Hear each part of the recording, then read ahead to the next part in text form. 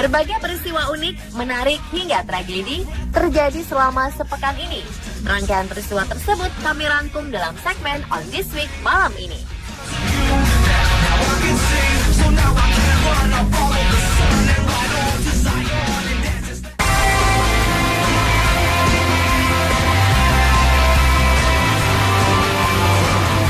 Hewan diduga teripang berukuran raksasa ditemukan di Teluk Sumbang, Kecamatan Biduk-Biduk, Kabupaten Berau, Kalimantan Timur.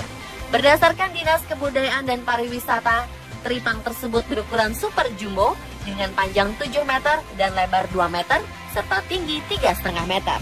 Hewan raksasa ini ditemukan oleh seorang warga yang tengah beraktivitas di sekitar hutan bakau. Bahkan warga menemukan menggambarkan ukuran teripang tersebut sebesar mobil. Berdasarkan informasi, teripang yang diduga jenis koro ini dalam keadaan sekarat ketika ditemukan. Ia pun akhirnya mati dan tak bertahan hidup. Setelah mati, ukuran teripang tersebut menyusut hingga hanya 2 meter saja. Dari foto yang terlihat, teripang tersebut memiliki bentuk seperti kepompong raksasa dengan dominasi warna putih. Teripang atau trepang adalah hewan laut yang bergerak lambat, hidup pada dasar pasir lumpur maupun lingkungan terumbu. Teripang merupakan komponen penting dalam rantai makanan di terumbu karang.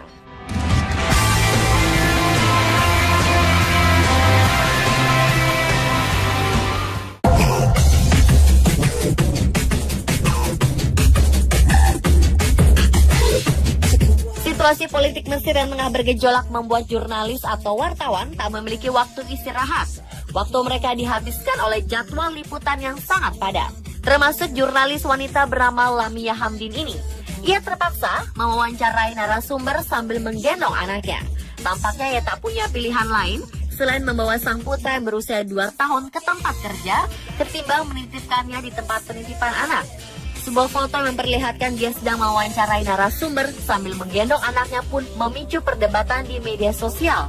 Para pengguna media sosial Twitter ada yang membelanya dan menyamakan dengan Licia Ronzulli, anggota Parlemen Eropa yang membawa anak ke ruang sidang.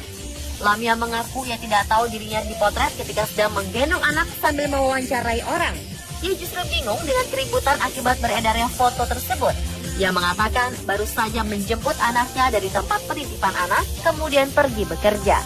Ia mengatakan tak punya pilihan lain karena sang suami bekerja di luar negeri. Atasan Lamia justru memaklumi kondisi karyawannya tersebut dan tak mempermasalahkannya. Ia membawa anak ke tempat bekerja.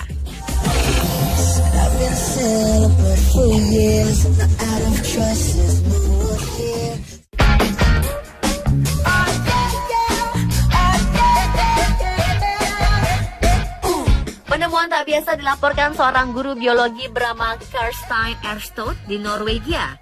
Ia mengaku menemukan kumpulan cacing di atas gundukan salju yang awalnya dikira sudah mati, namun ternyata tidak. Hewan melata itu masih menggeliat-geliat. Setelah penemuan tersebut, dilaporkan terjadi hujan cacing lagi di Norwegia Selatan.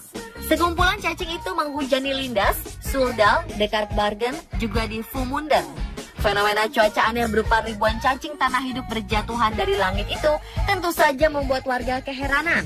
Namun ternyata fenomena serupa pernah terjadi juga di Norwegia pada tahun 1920-an. Kejadian yang sama juga pernah terjadi di negara lain. Pada tahun 2011, sekelompok siswa yang sedang bermain sepak bola di Glacial Academy Skotlandia heran bukan kepalang sebab cacing-cacing berjatuhan ke tubuh mereka. Bukan hanya cacing yang secara misterius turun dari langit, beberapa insiden hujan binatang terjadi setelah tornado dan badai. Para ilmuwan menduga makhluk itu tersedot pusaran angin kuat lalu terbawa di dalamnya dan berjatuhan saat kekuatan cuaca buruk melemah.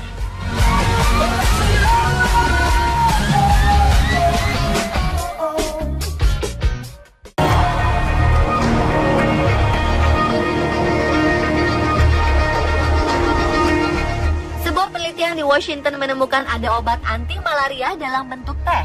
Teh ini merupakan perpaduan obat herbal yang berasal dari akar rumput liar yang secara tradisional digunakan meringankan gejala malaria. Selanjutnya dikombinasikan dengan daun-daun dan bagian dari 2 tanaman lain yang memiliki sifat anti malaria. Setelah menjadi teh dan mendapatkan lisensi resmi, maka teh itu dijual dalam bentuk phytomedicine anti malaria. Peneliti yang melakukan uji coba obat herbal ini antara lain Maren Wilcox dari University of Oxford, Zefrin Dekuyo, dan beberapa rekan peneliti lainnya. Mereka secara langsung meneliti khasiat obat yang berasal dari tanaman Hochulospermaceae planchoni, Almarus, dan Cassia alata. Mereka juga mengatakan kalau teh malaria ini bereaksi positif untuk mengobati hepatitis.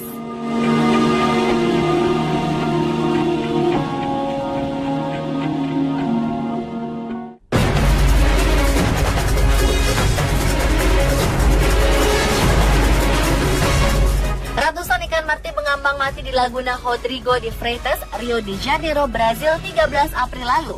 Sekitar 500 kg ikan dilaporkan mati sejak pekan lalu setelah air dingin bercampur ke laguna. Perubahan suhu air yang ekstrim mungkin membuat para ikan ini tak bisa bertahan hidup. Para warga yang tinggal di sekitar laguna pun bersama membersihkan laguna dari bangkai ikan yang jumlahnya hampir memenuhi laguna tersebut. Diketahui juga, laguna ini merupakan tempat latihan olahraga dayung.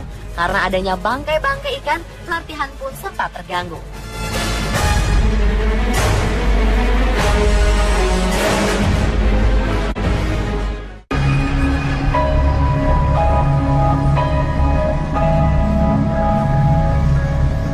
Sudah namanya, selama 24 jam selalu didampingi 3-4 tentara bersenapan laras panjang di Kenya. Sudan bukan presiden, milioner, ataupun pemimpin teroris. Sudan adalah badak putih berusia 40 tahun. Yang membuatnya dikawal begitu ketat adalah Sudan kini menjadi satu-satunya badak putih jantan yang tersisa di dunia. Bila sudah mati, badak putih dipastikan punah. Badak ini mendapatkan perlindungan 24 jam karena dikhawatirkan menjadi incaran pemburu liar. Sudan masih memiliki 2 ekor badak putih betina yang berada di pusat konservasi badak di Oipeteja, Kenya. Tempat ini pun menjadi satu-satunya harapan agar badak putih bisa lestari. Bukan hanya pengawal, Sudan juga dilindungi dengan radio pemancar. Cula Sudan terpaksa diambil demi mengurangi minat pemburu liar untuk membunuhnya. Cula dari badak jenis ini dikabarkan harga yang mencapai 900 juta per kilogram. Tahun 1960 tercatat masih ada 2.000 badak putih di dunia. Bandingkan kondisi tersebut pada tahun 1984, di mana jumlahnya tinggal 15 ekor saja.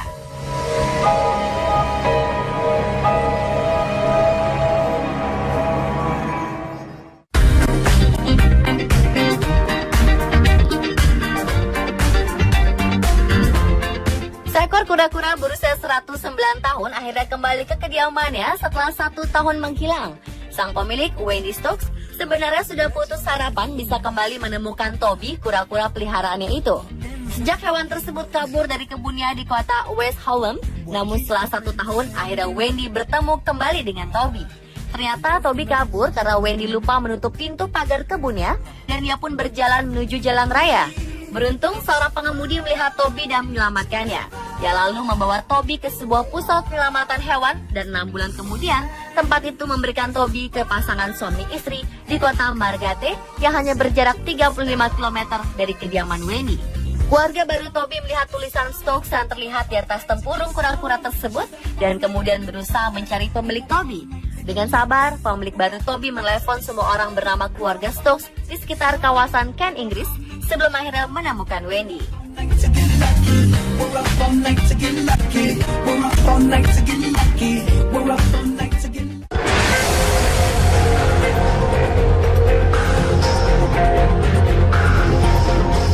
Para petugas kebersihan di kota di Jalan Trujillo, Peru sangat terkejut setelah menemukan sebuah kardus yang berisi sosok mumi yang diduga berusia sekitar 1100 tahun. Mumi itu ditemukan terbungkus kain dan ditaruh di dalam sebuah kotak kardus tak jauh dari sebuah lokasi penggalian arkeologi di kota yang terletak di barat laut Peru tersebut. Mumi itu diduga telah dicuri dari lokasi penggalian yang dikenal dengan nama Cancan yang merupakan ibu kota kuno Kekaisaran Chimo. Sebuah peradaban kuno yang muncul di pesisir Peru sekitar 1100 tahun lalu. Petugas kebersihan menemukan mumi itu dini hari saat mereka sedang membersihkan jalan.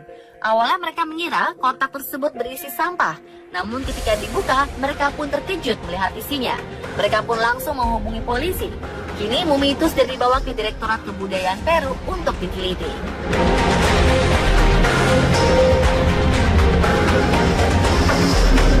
Pemirsa, telah on this week versi on the spot.